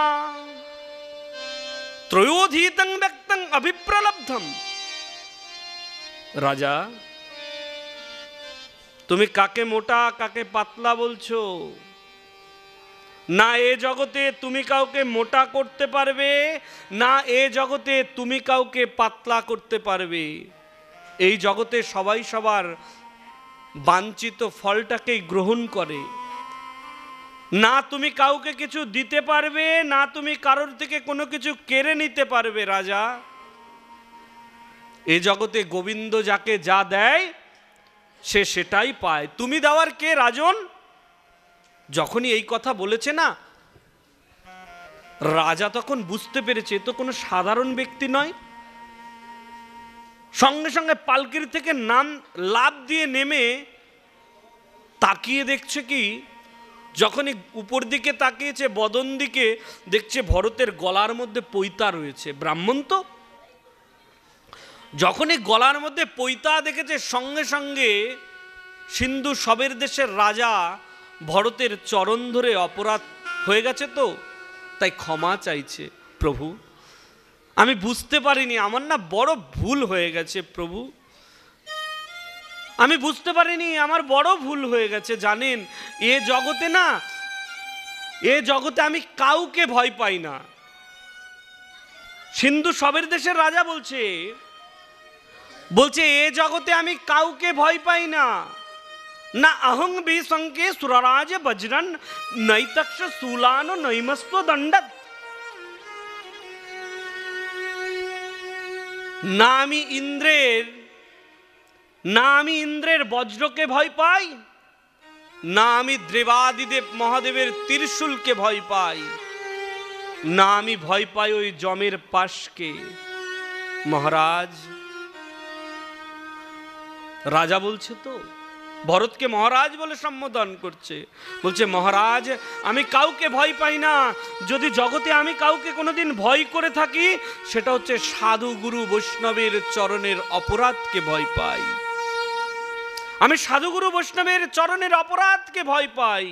আর আপনি তো ব্রাহ্মণ বৈষ্ণব, বড় অপরাধ হয়ে গেছে, আমায় ক্ষমা করে দিন। ভরতজি মনে মনে চিন্তা করছে, মূর্খ হলেও জ্ঞানীর মতো কথা বলছে, মূর্খ হলেও জ্ঞানীর মতো কথা বলছে। ওহো, তুমি দেখি জ্ঞানীও আছো। মহারাজ মনে রাখবে, মনে রাখবে। বলুন কি আদেশ? তুমি তো আমার প্রাণ নিতে চাইছিলে, তাই তো? তুমি তো দূরের কথা, এ জগতে কেউ কারোর প্রাণ নিতে পারে না। গোবিন্দ যাকে যতদিন এই ধরাধামে রাখবে সে ততদিন এই ধরাধামে থাকবে। রাজন, তুমি কাউকে না সুখে রাখতে পারবে, না তুমি কাউকে কোনোদিন কষ্টে রাখতে পারবে। জানো, ওই গোবিন্দের ইচ্ছা ছাড়া একটাও পাতাও পর্যন্ত জগতের নড়ে না। তুমি তো সাধারণ একটা নিমিত্ত মাত্র, আর আমি তো সাধারণ একটা জীব। রাজা, তুমিও যা আমিও তা। রাজন, তোমার আর আমার মধ্যে কোনো তফাৎ নেই। না তুমি কাউকে সুখে রাখতে পারবে, না আমি কাউকে দুঃখে রাখতে পারবো। যে সুখে রাখার সেই তাকে সুখে রাখে। তুমি কে রাজন? তুমি মূর্খের মতো কথা বলেছ। ভরতজি বলছে। তখন সিন্ধু সবের দেশের রাজা বলছে কি জানেন? অকোবিদ কোবিদ বাদান বধু সতেন বিদ্যং বরিষ্ঠ ন সুরহি ব্যবহার মেনং তত্তাব সৌমনন্তি। আমাকে মূর্খই মনে করুন, আমাকে অজ্ঞানী মনে করুন। অকোবিদ কোবিদ বাদান, আমি বড় মূর্খ, বড় অজ্ঞানী। মূর্খ না হলে, অজ্ঞানী না হলে কি আপনার চরণে অপরাধ করি? আমাকে বলুন, আমাকে কি করতে হবে? আপনি আমাকে উপদেশ করুন। মহারাজ, তুমি তো সাধারণ একটা সিন্ধু সবের দেশের রাজা। জানো, কোনো একটা সময় আমি সারা ভারতের রাজা ছিলাম। আমার নাম ছিল ভরত। আপনি সেই ভরত? বলছে হ্যাঁ, আমি সেই ভরত। সাধারণ একটা মৃগের মোহে পড়ে মৃগাসক্ত হয়ে মৃগজনিতে আমার জন্ম হয়েছে। গোবিন্দের কৃপা বলে আবার মনুষ্যকুলে আমার জন্ম হয়েছে। জানো, মানুষের বড় দুর্ভাগ্য হচ্ছে তার অহংকার, তার অভিলাষ, ইচ্ছা। এই জগতে যদি রাজা তোমার প্রকৃত শত্রু বলে কেউ থেকে থাকে, তাহলে তুমি মনে রাখো তোমার শত্রুকে। রাজন, তোমার শত্রু হচ্ছে তোমার অহংকার। তোমার ধ্বংসের মূল হচ্ছে তোমার কামনা, তোমার ইচ্ছা। যতদিন না পর্যন্ত তুমি তোমার অহংকারকে বর্জন করতে না পারবে, যতদিন তুমি তোমার ইচ্ছাটাকে শেষ না করতে পারবে, ততদিন পর্যন্ত তুমি গোবিন্দের কৃপা পাবে না। যদি গোবিন্দের কৃপা তোমাকে পেতে হয়, তাহলে তোমাকে অহংকার এটাকে ত্যাগ করতে হবে। সিন্ধু শবের দেশের রাজা শোনা মাত্রই ভরণের চরণ ধরে কাঁদতে লাগছে আর বলছে, মহারাজ, হে মুনিবর, আমার বড় ভুল হয়ে গেছে, আপনি আমাকে কৃপা করুন, আশীর্বাদ করুন, আমি যেন গোবিন্দের সাধন ভজন করতে পারি, আমি যেন নিতাইয়ের সাধন ভজন করতে পারি। ভরতজি কৃপা করলেন, যাও তোমার মঙ্গল হোক। সিন্ধু শবের দেশের রাজা গোবিন্দের সেবায় নিয়োজিত হয়ে গেলেন। ভরতজি মহারাজও গোবিন্দের ভজন করতে করতে স্বধামে গমন করলেন। বাবা, এই জগতে যদি বাঞ্ছিত কোনো ইচ্ছা থাকে না, যদি স্বপ্ন থাকে না, এ জগতের কোনো কামনা বাসনার প্রতি ইচ্ছা অভিলাষ করতে নাই। এ জগতের কামনা বাসনার প্রতি কোনোদিন অভিলাষ ইচ্ছা করতে নাই, আকাঙ্ক্ষা করতে নাই। যদি আকাঙ্ক্ষা করতে হয়, তাহলে গোবিন্দের চরণের আকাঙ্ক্ষা করতে হয়, বৈষ্ণবের চরণ সেবার আকাঙ্ক্ষা করতে হয়, গুরুদেবের চরণ সেবার আকাঙ্ক্ষা করতে হয়। বাবা, এ জগতে তো এই কথাটা বলা ঠিক নয়, এ জগতে এই কথাটা বলা ঠিক নয়। অনেকে তো মন্দির বিগ্রহ প্রতিষ্ঠা করে মন্দিরের খবরই নেয় না। অনেকে মন্দির বিগ্রহ প্রতিষ্ঠা করে, আমি দেখেছি, অনেককে দেখেছি। এরকম হয় না? দেখবেন অনেকে এরকম চিন্তা করে, ওই ব্যক্তি মন্দির করেছে, আমি কেন পারবো না, সে ওরকম বিগ্রহ বানিয়ে দিয়েছে, আমি কেন পারবো না। বাবা, বিগ্রহ বানাতে সবাই পারে, জানেন, বিগ্রহ সেবাটা কেউ করতে পারে না। বিগ্রহ বানানো সহজ, আপনার অর্থ দিয়ে, ওই মৃত্তিকা দিয়ে, ইট বালি সিমেন্ট দিয়ে পাথরের মৃত্তিকা আপনি কিনে এনে প্রতিষ্ঠিত করতে পারবেন, কিন্তু তার ভজন সাধন করতে পারবেন না। এটা অনেক কঠিন জিনিস, এটা অনেক আরাধনার জিনিস। বাবা, আমার বড় ভালো লাগে, বলতে নেই, নামটা নেওয়াটাও ঠিক না, তবুও বলছি। রতনের দিকে তাকিয়ে অনেক ভালো লাগে। আজ থেকে 6 মাস আগে থাকতেই সে তো আমাকে ফোনের মধ্যে গুনগুন করা শুরু করে দিয়েছে, বাবা, প্রতিষ্ঠিত বার্ষিক উপলক্ষ করে পাগলের সেবা করব, সাধুগুরু বৈষ্ণবের সেবা করব। জানেন, ব্যবসাটা অতটা ভালো যাচ্ছে না। বাবা, আমার জন্য ব্যবসাটা ভালো যায়, আমি যেন ভগবানের সেবা করতে পারি, গোবিন্দের সেবা করতে পারি, পাগলের সেবা করতে পারি। জানেন, সব সময়ের জন্য বাসনা করে, গোবিন্দ আমার ব্যবসাটাকে ভালো করো, আমি যেন অর্থটা দিয়ে তোমার সেবা করতে পারি। এটাই হচ্ছে প্রকৃত ভক্তের বাসনা থাকে। জানেন, এই জগতে দেখি তো অনেককে মন্দির করেছে, রাধাকৃষ্ণ প্রতিষ্ঠিত করছে, গৌরের প্রতিষ্ঠিত করছে। একবারের জন্য মন্দিরে গিয়ে সেই ব্যক্তি খবর নিয়েছে গৌরের জন্য আজকে ছানা লাগবে কিনা, আপেল লাগবে কিনা? খবর তো নেও নাই, খবর তো নেও নাই, খবর নেও নাই। কিসের প্রয়োজন? চিন্তা করছো অর্থ থাকবে না। অর্থের পূর্ণতা তখনই পায়, অর্থ যখন গোবিন্দের পরশ পায়। অর্থের পূর্ণতা তখন পায়, অর্থ যখন গোবিন্দের পরশ পায়। অর্থকে জানেন, অর্থ হচ্ছে স্বয়ং লক্ষ্মী ঠাকুরানী। লক্ষ্মী ঠাকুরানী তো ওই নারায়ণের সবসময় চরণ ধরে পড়ে রয়েছে, বাসনা করছে, নারায়ণের চরণ সেবা করে আর বাসনা করে, নারায়ণ, আমি যেন গোবিন্দের সেবাটা করতে পারি, তুমি আমায় আশীর্বাদ করো নারায়ণ। নিজের স্বামীর কাছে, নারায়ণের কাছে বাসনা করছে গোবিন্দ সেবার, তুমি আমায় কৃপা করো। সেই লক্ষ্মী ঠাকুরানীকে, সেই অর্থকে যদি গোবিন্দের সেবায় নিয়োজিত না করা যায়, তাহলে অর্থর পূর্ণতা পায় না বাবা। পূর্ণ জায়গায় অর্থকে পৌঁছে দিন। সাধু সেবায় নিয়োজিত করুন, বৈষ্ণব সেবায় নিয়োজিত করুন, ব্রাহ্মণের সেবায় নিয়োজিত করুন। হ্যাঁ, ভোগ বাসনার জন্য যেটা প্রয়োজন সেটা অবশ্যই রেখে দিন। এ জগতে বেঁচে থাকার জন্য তো সাধারণ একটা বাসস্থানের প্রয়োজন, তাই না? সাধারণ একটা বাসস্থানের প্রয়োজন। দুবেলা দুটো রুটি হলেই তো বেঁচে থাকা যায়। কিন্তু বেঁচে থাকার জন্য এত চাহিদা কিসের? যে তোমাকে বাঁচিয়ে রেখেছে তার জন্য তো একদিনের জন্য চাহিদা করো নাই, তার জন্য তো একদিনের জন্য চিন্তা করো নাই আজকের দিনটা আমি তোমার জন্য দিয়ে দেব। সময় নাই তো। দেখবেন মনে মনে চিন্তা হয় কত তাড়াতাড়ি ভাগবত বিশ্রাম হবে, কত তাড়াতাড়ি এই কীর্তন শেষ হয়ে যাবে, বাড়ি যাব, ঘুমিয়ে পড়বো, এই করব। আরে বাবা, তুমি তোমার চিন্তা করছো? গোবিন্দের চিন্তা করো, নিতাইয়ের চিন্তা করো, গৌরের চিন্তা করো, বারবার গৌরের কাছে প্রার্থনা করো, গৌর আমার জন্য কৃপা হয়, গৌর তুমি আমার ডাকে সাড়া দিও।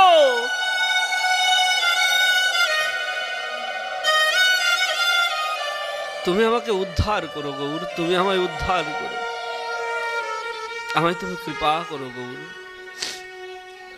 রাধে রাধে। জানি তাই উপস্থিত সাধুগুরু বৈষ্ণব, কৃষ্ণ কথা, মধুর কথা বাবা শুনলে জীবের প্রাণে জোড়ায় ব্যথা। গুরু কৃপা বলে যাদের তাপিত পরাণ শীতল করেছে তারাই সুনাম অর্জন করেছে। গুরু কৃপা বলে যাদের তাপিত পরাণ শীতল করেছে তারা সুনাম অর্জন করেছে। তাপিত পরাণ বলছি, এই হৃদয়টা অনেক উষ্ণ জানেন, অনেক গরম। বলছে এই তাপিত পরাণটাকে গুরুদেবের চরণ স্পর্শ করে এই পরাণটা শীতল হয়, বৈষ্ণবের চরণ স্পর্শ করে এই দেহটা শীতল হয়। তো বাবা, আজকের যে সকল সাধুগুরু বৈষ্ণব এসেছেন, আমাকে কৃপা করবেন আমিও যেন সাধুগুরু বৈষ্ণবের চরণধুলি আমি আমার অঙ্গে মেখে আমি আমার দেহটাকে, এই প্রাণটাকে যেন শীতল করতে পারি, এই কৃপা আমি আমার শিরে ধারণ করছি। উপস্থিত সাধুগুরু বৈষ্ণব, দূর দূরান্ত থেকে যে সকল ভক্তরা এসেছেন, সবাই এই কমিটিকে আশীর্বাদ করবেন, তারা যেন ভগবানের চিন্তনে নিমগ্ন থেকে গোবিন্দের সাধন ভজন করে আপনাদের মতো সাধুগুরু বৈষ্ণবকে তারা সেবা করাতে পারেন। এই কমিটি অনেক সুন্দর কমিটি, আমি অনেক দিন ধরে দেখছি। যে কোনো একটা অনুষ্ঠান হলে তারা কেমন যেন ঝুঁকে পড়েন যে ভক্তদেরকে সেবা করাবো, আজকে ভাগবতীয় কথা হবে, হরি কথা হবে, কীর্তন হবে। তাদের বাসনাটাই গোবিন্দের প্রতি চলে আসে যে কোনো একটা অনুষ্ঠানের জন্য। এই অনুষ্ঠানটা একদিন পরে হওয়ার কথা ছিল, কিন্তু কমিটির সিদ্ধান্ত নিয়েছে না, একদিন আগে করব। কেন? ছুটির দিনে অনেক ভক্ত সঙ্গ করতে পারবো, অনেক ভক্ত হবে। দেখুন ভক্তদের সেবা করানোর কত তাদের আকাঙ্ক্ষা। একদিন আগে তারা অনুষ্ঠানটা নিয়ে নিল, বলছে বাবা একদিন আগে ভাগবত দিই, পরের দিন আমাদের বিগ্রহ প্রতিষ্ঠিতর যে দিন রয়েছে সেদিন আমরা বিগ্রহ সেবাটা করব। ভক্তদেরকে সেবা করানোর জন্য তারা একদিন আগে ভাগবত আগিয়ে এনেছে। এই কমিটিকে আশীর্বাদ করবেন, তারা যেন ভক্ত কৃপা শিরে ধারণ করে এরকম সাধুগুরু বৈষ্ণবের তারা সেবা করাতে পারেন। আমার পুত্র রতনকে আশীর্বাদ করবেন, তার স্ত্রী দুই কন্যাকে আশীর্বাদ করবেন, তারা যেন হরিভক্তি পরায়ণ হয়ে, হরিভক্তি পরায়ণ তো তারা যেন আরও হরির চরণে হরিভক্তি পরায়ণ হয়ে গোবিন্দের সেবা, সাধুগুরু বৈষ্ণবের সেবা করতে পারে, পাগলের সেবা করতে পারে। তাদের জন্য একটু কামনা বাসনা করবেন, তারা যেন আপনাদের মতো সাধুগুরু বৈষ্ণবকে একটু প্রসাদ দিয়ে তাদের জীবনটাকে ধন্য করতে পারে। এই কৃপা শিরে ধারণ করে আমি আমার ভাগবত বিশ্রাম রাখব। ভাগবত বিশ্রাম রাখার পূর্বে বলি, আমার আলোচনার প্রসঙ্গে অনেক ভুল ত্রুটি হয়েছে, ভক্তদের হৃদয়ে আমি ব্যথা দিয়েছি, আমায় ক্ষমা সুলভ দৃষ্টিতে দেখবেন। এই কৃপা শিরে ধারণ করে আমি আমার ভাগবত বিশ্রাম রাখব। সবাই মিলে একটু দুই বাহু তুলে বলুন রাধে রাধে।